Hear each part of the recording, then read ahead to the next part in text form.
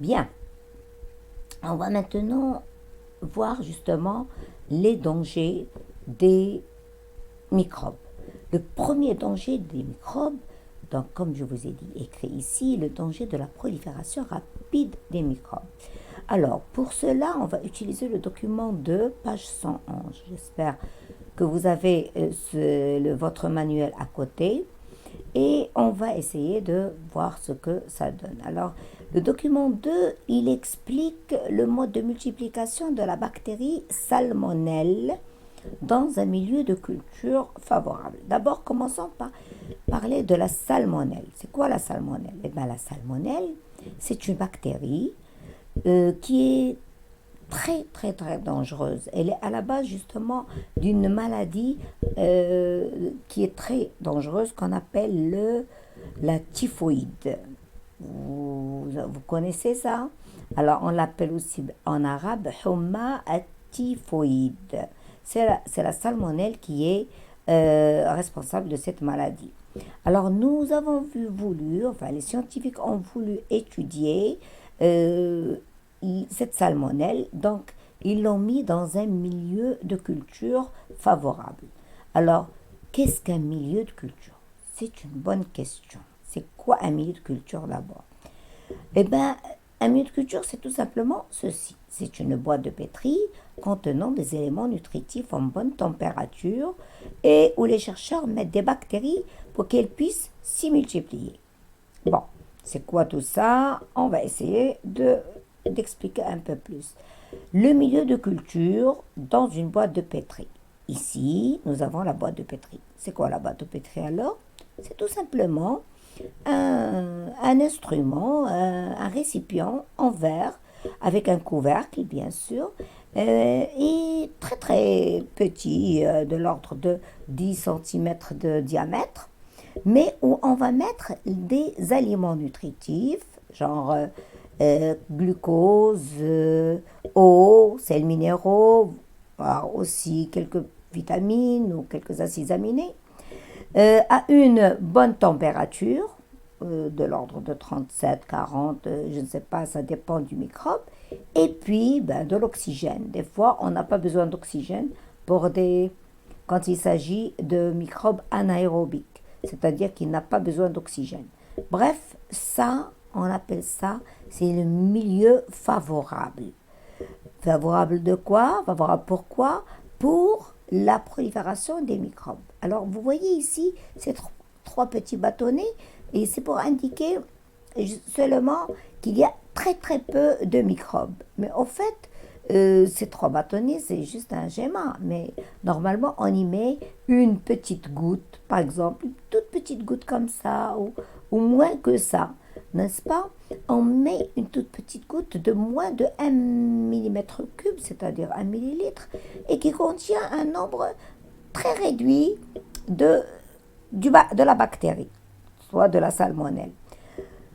Autrement dit, quelques millions, quelques dizaines de millions, parce que à l'échelle de la bactérie, quand on dit millions, c'est rien du tout. Hein, c'est à peine 1 millilitre peut contenir plus de 10 millions, plus de 5 millions, on va dire, minimum. Donc, et on va laisser, les spécialistes ont laissé justement cette boîte de pétri avec son milieu de culture, avec ces bactéries, ils ont laissé reposer pendant quelques heures, voire à la limite quelques jours. Et bien voilà ce qu'ils ont obtenu. Regardez la suite de l'événement. Qu'est-ce que vous remarquez? Vous voyez que, en fin de compte, ces bactéries se sont tellement reproduits et ils ont, on va dire, ils ont proliféré. Et ils ont rempli presque toute la surface de ce milieu de culture. Voici, par exemple, le milieu de culture qui est presque plein. C'est une vue réelle d'une culture de bactéries. Ce sont des photos que je vous ai prélevées d'Internet et sont, je pense, très intéressantes. Donc là, on a compris qu'est-ce qu'un milieu de culture, oui ou non? C'est très bien, parce que là, on va en parler très souvent au cours de notre étude. Je reviens donc à notre nos questions. Donc, on a mis dans un milieu de culture de la salmonelle. Et on va étudier le document 2 qui va nous donner beaucoup d'indications sur le mode de multiplication de la bactérie. Et on va faire donc une analyse du document et puis on va déduire le danger que représentent les différentes bactéries de l'organisme.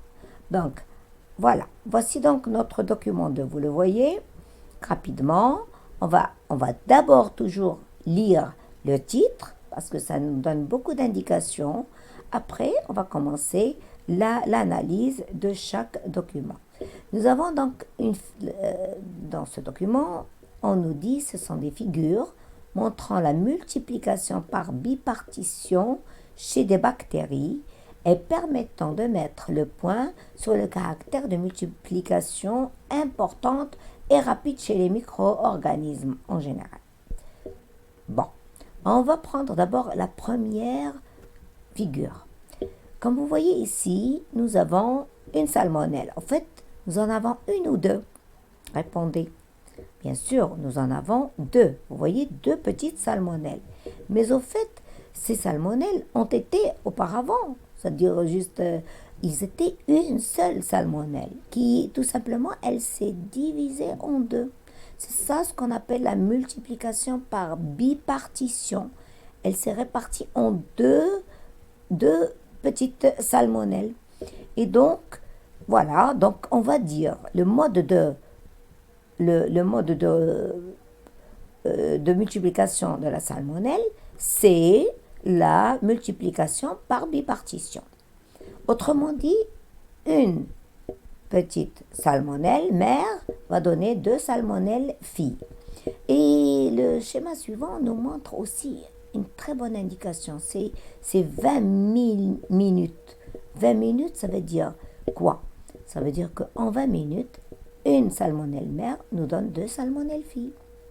Et puis, par la suite, une salmonelle mère va nous donner deux salmonelles filles, donc 2 va donner 4, et 4 vont donner 8.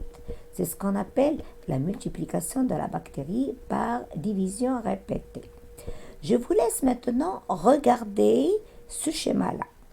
Regardez-le un petit moment, essayez de me dire de l'analyser et je reviens tout de suite pour que j'analyse avec vous. OK?